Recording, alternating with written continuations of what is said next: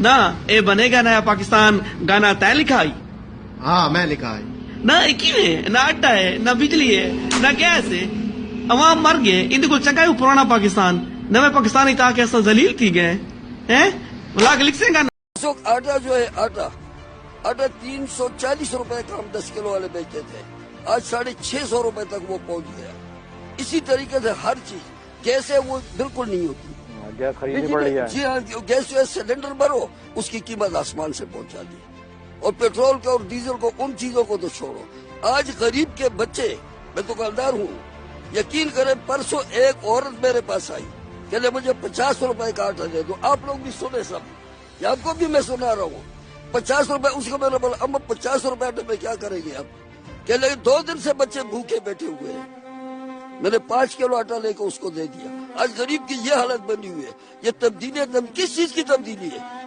तबाही की। हाँ ये तब्दीली है कि हम को खत्म कर दे, एक ही दफा जहर देकर सबको खत्म कर दे, जान छोड़ा ले इनसे। क्या जरूरत है फिर इस मुल्क में? और कहते क्या है कि जी हमारी मईशत इतनी तरक्की कर गई, इतनी तरक्की। ये सिर्फ हिसाब किताब के जादूगर ये कह रहे हैं, जो बैठे हुए हवालों में वो जादूगर कह रहे हैं। बेशक ही मेरे बात कैप्टन साहब क्या नाम है, कप्तान तक भी पहुंच जाए, मैं डरने वाला बिल्कुल नहीं, क्योंकि मैं खुद इस हालत में जा रहा हूँ।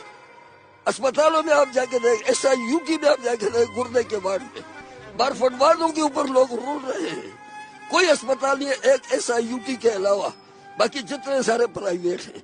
इसी तरह सिविल अस्पताल के फुटपाथों पे देखें, जिला अस्पताल के फुटपाथों में, ये सब मरकजी गवर्नमेंट के हैं। ये दायरे जितने भी है मरकजी गवर्नमेंट के हैं, कोई तवज्जो इनके ऊपर नहीं है।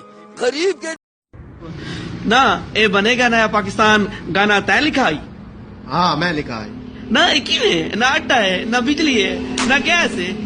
अवाम मर गए इनको चंगा पुराना पाकिस्तान नवे पाकिस्तानी ताकि ऐसा जलील थी गए हैं लाग लिख से